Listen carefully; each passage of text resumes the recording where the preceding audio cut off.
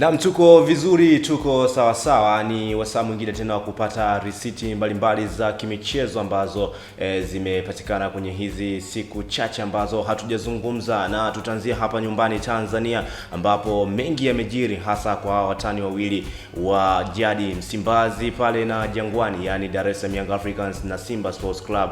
Tutazungumza kuhusu paredi ambazo zote zimefanyika na matukio ambayo yameibua mijadala mikubwa sana miongoni mwa mashabiki wa timu zote mbili na wadau wa soka nchini Tanzania. Lakini sambamba na hilo, hapa nyumbani Tanzania tutazungumza kuhusu maendeleo ya mchezaji wa Dar es Salaam Young Africans Pacome Zouzoua ambaye yuko hospitalini kwa sababu ya kupata majeraha katika mechi yao ya mwisho ya msimu wa Ligi Kuu Tanzania Bara na JKT Tanzania. Lakini ukiachana na hilo, pia tutazungumza tetesi za usajili kwa vilabu vya Ligi Kuu Tanzania Bara na huko Championship, ambapo tutazungumza baadhi ya wachezaji ambao watasalia vikosini na wengine ambao wataondoka na maingizo mapya ambayo yanajadiliwa huko vikosini. Lakini tutaenda duniani ama kimataifa, ambapo tutazungumza hasa kuhusu maendeleo ya kombe la dunia 2026. Tutazungumza kuhusu mechi ambazo tayari zimekwisha kuchezwa, yani mechi za 16 bora ya mashindano hayo. Tutazungumza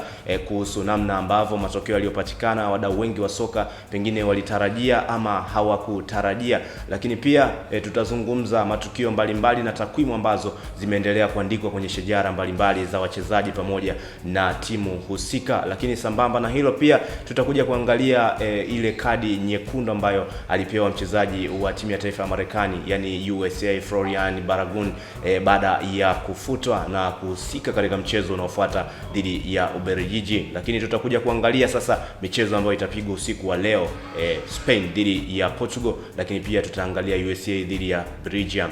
Hii ni michezo ambayo ina takwimu nyingi sana. Bana, mimi naitwa Frank Mlawa, niko na mzee wa chujio, legend wa soka huyu Gerard Kadinya, tayari kwa ajili ya kukupa risiti zote ambazo zimekwisha kuandikwa kwenye shajara za wachezaji na timu zinazoendelea kushiriki michuano ya kombe la dunia 2026 nchi za Marekani, Mexico na Canada, lakini na kila ambacho kinaendelea kwenye uga wa kimichezo hapa nyumbani kwetu Tanzania. Bana, Gerard Kadinya, karibu sana. Tuzungumze yale ya kimichezo ambayo yamekuwa kiibua mijadala mikubwa sana miongoni mwa wadau wa soka hapa kwetu Tanzania.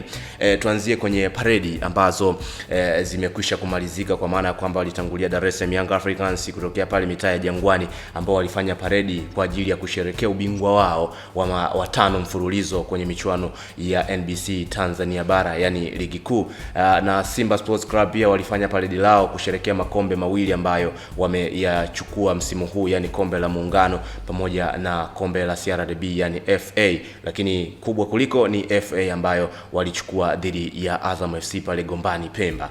Sasa kuna mengi ambayo yamejiri kwenye paredi hizo. Wengi wamejaribu kufananisha paredi hizo kwamba ni yupi ambaye alifanya vizuri zaidi, ni yupi ambaye alifanya vibaya zaidi. Lakini kuna matukio mbalimbali yametokea pia. Ukiangalia utani ulikuwa mwingi sana, kwa maana kwamba Dar es Salaam Young Africans walipita pale Msimbazi wakarusha kikombe, lakini pia upande wa Simba Sports Club wakalipiza kwa kwenda kujisaidia viunga vya Jangwani. Wengi wamekuwa wakituhumu sana masuala ya aina hiyo. Wewe unataka kuzungumza kwa namna ipi jinsi ambavyo paredi hizo zimeanza mpaka zimemalizika? Kwa upande wangu naweza nikawapa pongezi wote kwanza, kwa maana ya Simba na Yanga kufanya paredi, kukusanya mashabiki wa kiasi kile kwenye ardhi ya Tanzania. Inaonyesha ni kwa namna gani dabi ya Kariakoo ni dabi kubwa kwanza barani Afrika. Inaendelea kuonesha hilo na imekuwa kwa miaka sasa. Lakini kitu ambacho mimi nimekiona kwenye paredi zote mbili, kwa maana ile ya Yanga na ile ya Simba, kwa upande wangu mimi naona kwamba kitu ambacho nimekuja kukifahamu kwanza ni kwamba Simba wana fan base kubwa sana. Simba wana mashabiki wengi sana, alafu wana nguvu kubwa sana mitandaoni. Kwa sababu kwanza tukiangalia hata kwenye posti ambazo zimepostiwa kwenye kurasa za Instagram za Simba na Yanga, kwanza ile posti tu ya ubingwa wa Yanga mpaka leo ina siku takriban 6, ubingwa wa NBC Premier League mpaka leo ina likes 88. Lakini ya Simba CRDB Confederation Cup ina siku mbili, lakini ina likes 85, manake ni zaidi ya zile za Yanga sasa. Manake kwa siku mbili ukifanya hapo mahesabu ya kawaida, manake Simba wana fan base kubwa, lakini pia hata kuhusu post ya parade, hiyo ndio iliniacha hoi zaidi. Kumbuka Yanga baada ya ubingwa walikuwa na siku za kujiandaa na parade, manake mashabiki kwenye media mbalimbali kuandaa mashabiki wa kuandaa mashabiki kwamba tuna parade. Simba manake ina siku kadhaa kama 4, lakini ina likes 17. Simba ndani ya siku mbili pia nayo ipo ndani ya siku mbili na likes 69. Hiyo ni takwimu inaonyesha namna gani ambao mashabiki wa Simba Sports Club wana muitikio zaidi. Na mitandao ya kijamii haikudanganya kwamba labda waliitikia tu kwenye mitandao ya kijamii. Ukiangalia Simba na Yanga kwenye paredi zote, ukiangalia namba za mashabiki, inaonyesha Simba walikuwa na mashabiki wengi sana kuliko Yanga. Kwa hiyo sasa Kadinya, unataka kuthubutu kusema nani ambaye alitisha zaidi kwenye hizo paredi? Kwa maana ya mwitikio wa mashabiki, mimi naweza nikasema Simba walifanya vizuri sana. Sasa kadiriwa takribani mashabiki milioni 1.7 walihudhuria kwenye paredi la Simba, tofauti na ile ya takribani mashabiki milioni 1 kwa Yanga. Hii ni according to Miki huyu. Sawa. Sasa kuna matukio mbalimbali ambayo yamejiri kwenye hizo paredi kipindi ambapo zinaendelea. Kwa mfano tunajua utani ni mwingi sana kati ya watu wawili, lakini kuna yale ambayo yamekuwa kizungumzwa kwamba ni zaidi ya utani ambao walikuwa wanaufanya kwa miaka kadhaa, kwa maana kwamba kipindi ambacho paredi la Yanga linapita pale Msimbazi, imekuwa ni desturi kwa mara kadhaa kwamba zikiwa zinapita hizo paredi lazima wapitiane kwenye maeneo yao ama makao yao makuu, lakini kipindi paredi linapita pale Msimbazi walidondosha kikombe ama walirusha kikombe pale. Lakini kwa upande wa Yanga wao kipindi paredi la Simba linapita wakaamrishwa kwamba waende wao wanasema walienda kuchimba dawa, kwa maana ya kwamba walienda kuchimba dawa, yani kwa maana kwenda kujisaidia mitaa ya Jangwani. Sasa watu wamekuja kuzungumza kwamba pengine hilo swala limezidi ule utani ambao tulikuwa tumeuzoea. Wewe unazungumza vipi hilo swala? Kwenye paredi zote mbili, kwa maana ya Simba na Yanga, kwanza kuna mambo ambayo kwangu mimi naweza nikasema ni mambo ya kishamba kufanyika kwa sisi watu wa mpira. Ndio utani unaruhusiwa, lakini kuna mambo ya kishamba hiyo imezidi sasa. Sasa ndo naweza nikasema hivi. Kuna matukio kadhaa sio tu la kujisaidia, lakini kipindi paredi halijafika mitaa Jangwani, kuna mashabiki wa Simba walikuwa tayari wameshafika yale maeneo ya Jangwani. Yanga wenyewe waliweka vifusi maeneo kwamba wasisogelewe eneo lao, lakini mashabiki wa Simba walipokuwa upande wa pili wa kifusi wakiwa ile mitaa walianza kurushiwa mawe na mashabiki wa Yanga. Umeona, na baadaye sijui walirushiana wakajibu, kuna vita ya mawe, sijui ilimalizikaje lile swala, na hisi jeshi la polisi lituliza gasi mpaka paredi ilipokuja kufika. Ni mambo ya kishamba. Hayo mambo ninaweza tukasema ni mambo ya kishamba. Hayatakiwi tena kuendelea kwenye sio utani, ni ushamba. Sawa. Umeona, mambo kama hayo pia kujisaidia. Sawa. Gerald Kadinya bwana anazungumza kwa namna hiyo kwamba kila ambacho kimejiri hapo Jangwani jana kwenye paredi la Simba ni ushamba kwenye maendeleo ya soka letu la hapa Tanzania, lakini hata duniani pia kinashangaza zaidi. Sasa tuhamie kwenye upande wa maendeleo ya mchezaji wa Dar es Salaam Young Africans Pacome Zouzoua, ambaye alipata majeraha katika mechi ya mwisho ya msimu huu wa ligi kuu Tanzania bara dhidi ya JKT Tanzania, na sasa yuko hospitalini. Watu kadhaa na wadau wa soka mbalimbali wamekuwa wakienda huko kwa ajili ya kuweza kumtizama maendeleo yake na kumpa faraja. Sasa moja kati ya story kubwa ni Rais wa Jamhuri ya Muungano wa Tanzania Daktari Samia Suluhu Hassan kuonekana viunga vya hospitali ya Aga Khan kwa ajili ya kuweza kumjulia hali mchezaji huyo Pacome Zouzoua. Sasa Gerald Kadinya, unazungumza kwa namna gani hayo yote ambayo yanaendelea, kwa maana pia wachezaji baadhi ya mashabiki wa Simba wadau wengine wa soka kutoka vilabu vingine wamekuwa kimjulia hali, lakini kubwa kuliko ni hili la Rais wa Jamhuri ya Muungano wa Tanzania kwenda pale kwa ajili ya kumjulia hali Pacome Zouzoua. Pengine kwa kisoka tunalizungumza vipi hili? Kwanza hiyo inaonesha namna gani soka letu limekuwa. Kwa maana leo rais ameenda pale, lakini siku ya jana wakati wa paredi hilo la Simba, mashabiki walipita ile mitaa ya Aga Khan.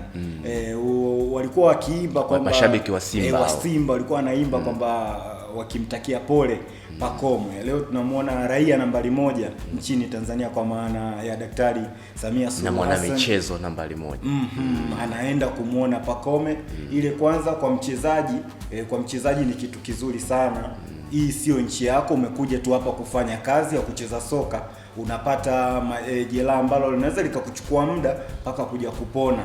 Unaona raia nambari 1 kwa anakuja kukujulia hali, ingawa yeye rais alienda pale kumuona mlezi wa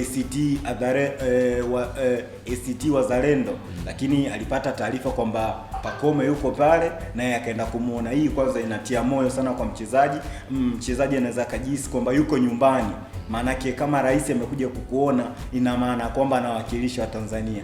Sasa lina mchango gani sasa kwa maendeleo ya soka letu hapa Tanzania? Kwanza inaweza ikatusaidia tunasema kuongezeka kwa wachezaji wa kigeni, kwa maana ya kwamba wanaona kwamba Tanzania kuna mazingira mazuri kwa ajili yetu. Ukienda pale hautojihisi wewe mgeni, lakini likichukuliwa tofauti na hapo, basi inaweza kawa utata, kwa sababu kuna shabiki mmoja wa Simba nilimsikia akisema kwamba rais kwenda pale sio tatizo, lakini sisi tuna mabeki wetu wameumia wawili, lakini hatukuona hata jumbe labda ya kumtakia pole kutoka kwa baadhi ya viongozi.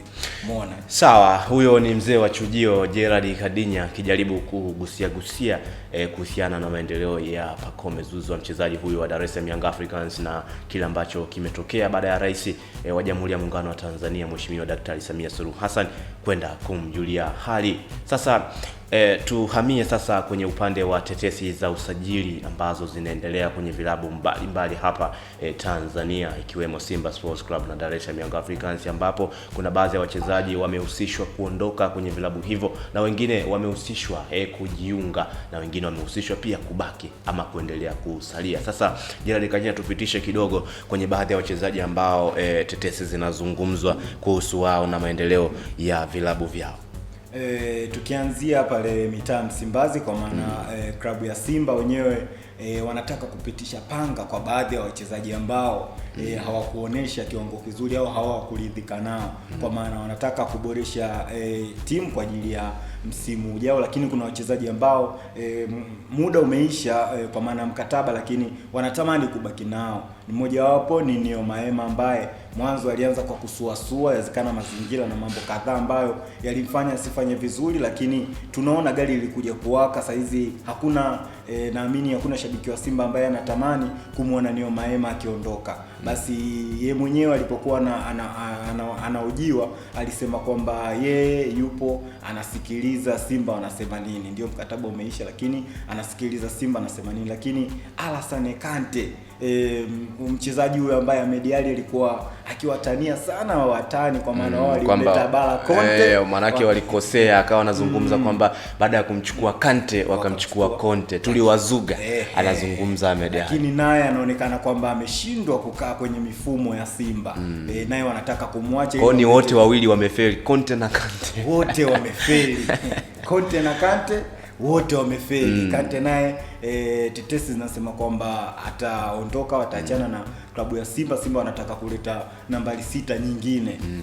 Lakini wachezaji kama akina Pimpin Kamara, akina Kasari pia wanaondoka Simba. Loemba naye yupo kwenye mashaka kidogo kutokana na kiwango ambacho mpaka sasa amekionyesha. Vipi sasa kuhusu hizo tetesi, wewe unaona ni sahihi kama hilo jambo litatokea kweli, kwa jinsi ambavyo umewaangalia hao wachezaji kwenye msimu mzima? Kwa upande wangu, kwa Kante ni mchezaji ambaye unaona akiamua kupiga pasi anafanya vizuri sana, lakini amekuwa na makosa mengi sana ambayo Simba ambayo mwakani inaenda kimataifa kwenye klabu bingwa haihitaji kuwa na mchezaji kama yule ambaye unajua unaenda kucheza na timu giant barani Afrika, unaenda kucheza na timu kama Al Ahly ambayo kikosi chake wengine wapo Misri pale. Manake nini? Unahitaji timu strong. Unaenda kucheza na watu kama kina Mamelodi, unahitaji timu strong ambayo inaweza ikapambana nao. Sasa ukiwa na makosa mengi, mipira back pass ambayo sometimes inaenda kuleta madhara, basi tunahitaji mtu ambaye hatopiga hizo back pass au atakuwa na makosa. Makosa hayapo mchezoni, lakini lazima tuyapunguze. Sawa bwana, tufikie tamati hapo kuzungumza yale ambayo yanajiri kwenye uga wa michezo hapa kwetu Tanzania bara. Na sasa tuelekee huko duniani ama kimataifa, ambako tutabezi zaidi kwenye mashindano ya kombe la dunia ambayo yanaendelea huko Marekani, Mexico na Canada. Tayari mechi kadhaa za 16 bora kwa mwaka huu zimekwisha kuchezwa na matokeo yameonekana na takwimu zingine zimeandikwa kwa baadhi ya wachezaji na timu husika. Sasa tutakwenda kuzungumza namna ambavyo timu ambazo tayari zimekwisha kucheza, kwa maana kwamba Brazil dhidi ya Norway, Brazil akitolewa kwa goli 2-1, lakini pia Morocco akiinuka kidedea na kushinda goli 3-0 dhidi ya Canada. Lakini pia kwa upande mwingine tutakuja kuzungumza sasa ni kwa namna gani yale yaliyojiri tuliyatarajia ama yalitokea bahati mbaya. Sasa Gerard Kadinya, tupitishe kidogo kwenye namna ambavyo mechi kadhaa za 16 bora zilivyopigwa na matokeo yaliyopatikana ni yale ambayo watu wengi walikuwa wakiyatarajia, ama kuna namna yamekuwa yametu surprise, nazungumzia kwa mfumo huo. Kwa upande wangu kwanza naweza nikasema kwamba kwa asilimia nyingi karibia 90 matokeo ambayo yanaendelea kuonekana mpaka sasa basi ni yale ambayo watu walikuwa wakiyatabiri. Lakini na Ufaransa pia nilitaka kusahau, Ufaransa naye pia amekwisha kucheza na akashinda goli moja. Sasa maana yake anaenda hatua. Kwa tuko sasa tunahakikisha tuna note kila takwimu ambayo tayari tunahitaji kuizungumzia. Sasa unaona kabisa kuna timu ambazo kidogo to surprise, ndio asilimia chache nilizoacha.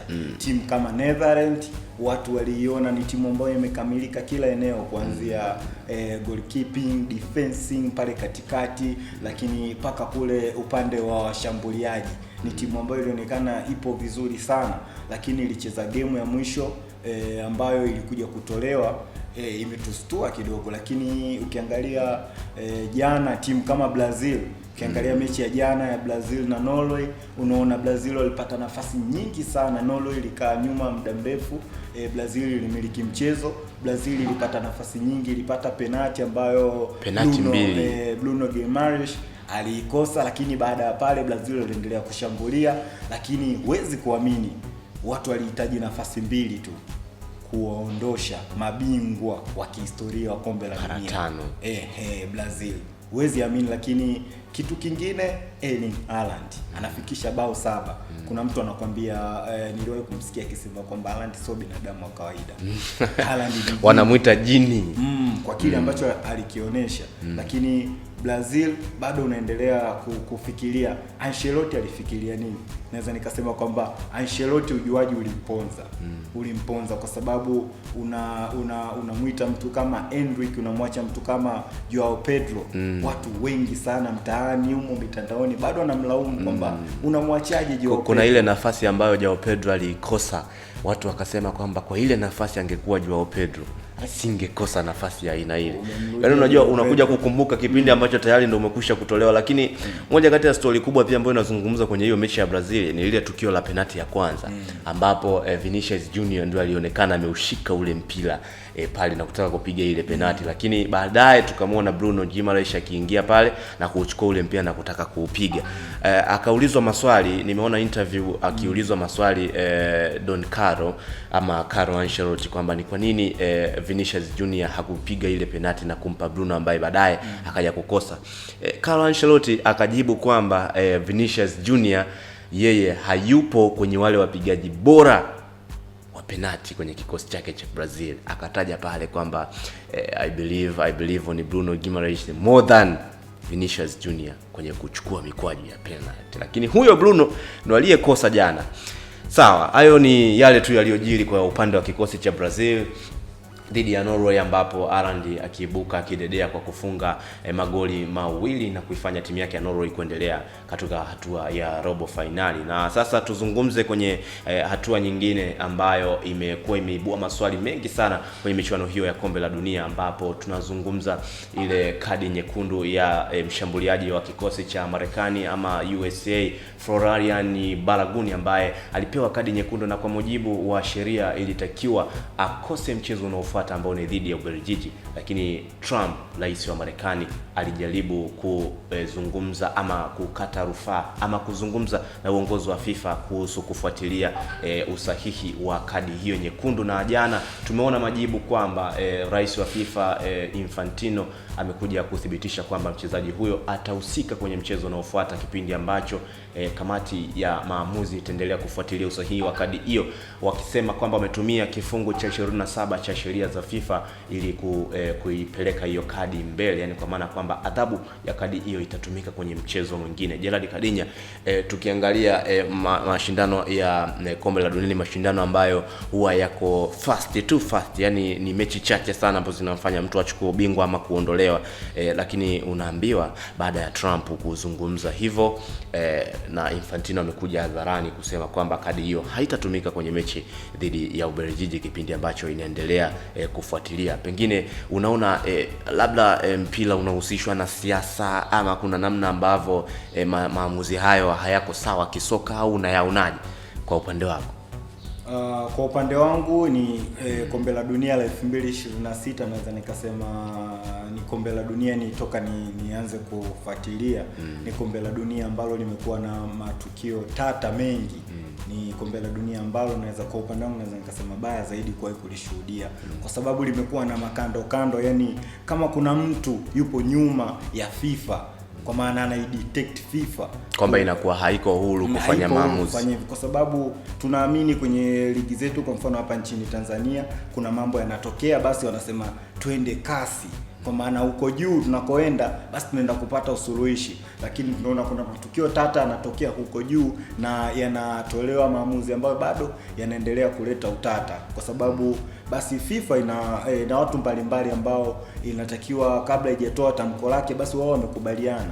Kabla hapo kulikuwa na matukio ya watu kupinga sana, ikiwemo UEFA mpaka kesho wameendelea kupinga swala la kuwepo na vipindi vinne katika mchezo, na hilo liliwahi kuzungumzwa na mchezaji mmoja 2018, nafikiria Maradona kama sikosei, 2018 aliwahi kusema kwamba kama 2026 kombe linaenda Marekani, basi utaona FIFA wataigawa kombe la dunia kwa vipindi vinne, ili mradi waweze kuweka matangazo katikati mule kwenye mapumziko ya hydration break. Tunafika 2026, miaka kadhaa imepita, takriban miaka 8, kitu kinatokea kweli. Manake alishaanza kuona hayo mambo. Sasa tunashuhudia mtu anapata kadi, kuna watu, lakini hapo kuna wachezaji wameshapata kadi na wakaukosa mchezo unaofuata vile hawakucheza. Lakini kwa sasa hivi na kinachozungumza ni kwamba haikuandikwa barua, ni kwamba tu FIFA walikuwa concerned tu na hiyo issue kwamba kuna 1 2 3 mfuatilieni ili swala. Kipindi ambacho sasa swala linatakiwa lifuatiliwe ndio ambao FIFA wanakuja kuconfirm kwamba kadi haitatumika. Pengine ni mwingiliano wa kisiasa au kuna namna hilo swala liko sawa? Kwa upande wangu mimi nahisi kuna mwingiliano wa kisiasa, kwa sababu video assistance referee tunaamini imekuja kuwasaidia marefa wa ndani. Kwenye chumba kile cha VAR kuna marefa takribani 3. Manake mpaka refa anaenda ku-review, manake anaenda kuona tukio lilitokeaje, anarudi na kuja kumpa kadi mtu, manake yeye ukijumlisha na wale 3 wa ndani ni watu 4 wamefanya maamuzi, alafu mwisho wa siku hao wote 4 wamefanya maamuzi ambayo sio sahihi kutokana na kauli ya mtu mmoja. Hiyo Kadinya inatoa taswira gani sasa kwenye maendeleo ya soka na FIFA yenyewe? Mpira upo fair. Naam. Sasa tumalize na kuzungumzia michezo ya usiku wa leo, ambapo timu ya taifa ya Ureno itakuwa ikipiga dhidi ya timu ya taifa ya Hispania katika hatua ya 16 bora ili kufuzu kwenda hatua ya robo finali ya kombe la dunia kwa mwaka huu. Lakini pia nchi ya Ufaransa pia itakuwa dimbani leo. Timu ya taifa ya Marekani itakuwa dimbani leo kukipiga dhidi ya Ubelgiji, ambapo ndipo tumetoka kuzungumzia hilo tukio la kadi nyekundu, kwa maana kwamba Balaguni atakuwa kwenye mchezo huo, lakini kisheria halitakiwa asiwepo, kwa sababu tunaamini kwenye maamuzi ambayo yametolewa na FIFA na teknolojia jinsi ambavyo inaendeshwa kwa sasa hivi. Sasa Gerald Kadinya, tumalizie kwa sekunde chache kuzungumza kuhusu namna ambavyo hii michezo inayoenda kupigwa usiku wa leo. Ni moja kati ya mchezo mkubwa sana, Portugal dhidi ya Spain. Sasa unadhani nani ambaye ana nafasi kubwa ya kupita kwenye hatua hii ya 16 bora na kwenda robo finali na kwa nini, lakini pia utazungumza kuhusiana na wachezaji ambao wanatarajiwa kufanya makubwa sana kwenye mechi hizo, na kila ambacho kitakuja kutarajiwa kutokea, kama kitakuwa kina disappoint labda mashabiki au wadau wa soka, ama kitakuwa ni kila ambacho wengi watakuwa kitarajia. Kwa ufupi, japo kwa ufupi sana.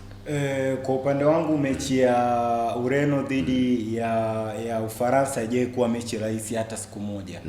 Toka mwaka 2004 waanze kukutana, unaona game zao nyingi zinaisha kwenye goli 1, 2-1, 0-0. Maanake ni game ambazo zinakuwa ngumu. Game kubwa ambayo ilitoa goli nyingi kwa timu moja ilikuwa kirafiki. Ilikuwa game ambayo ilimalizika kwa goli 4 kwa 0 kama sikosei, ambayo Ureno ilishinda, ilikuwa ya kirafiki. Lakini mchezo mwingine ambao ulimalizika kwa goli nyingi ni ule ambao Ronaldo anapiga hat-trick. Mchezo uliomalizika kwa 3-3. Lakini michezo mingine hat-trick dhidi ya Spain. Spain. Hapo unawakumbusha watu kwamba kuna mechi ambayo ilikuwa ngumu sana, Ronaldo alifunga goli 3. Acha nenda hizo mechi zingine rahisi. Sawa, lakini kitu ambacho kingine naweza nikasema nawapa yani kukiangalia current performance, kwa maana kwenye mechi zao zilizopita unaona yani Ureno Spain wamefunga goli takribani 7, lakini Ureno wenyewe wamefunga goli 6, na mchezaji hatari zaidi kwa Spain ni Oyarzabal.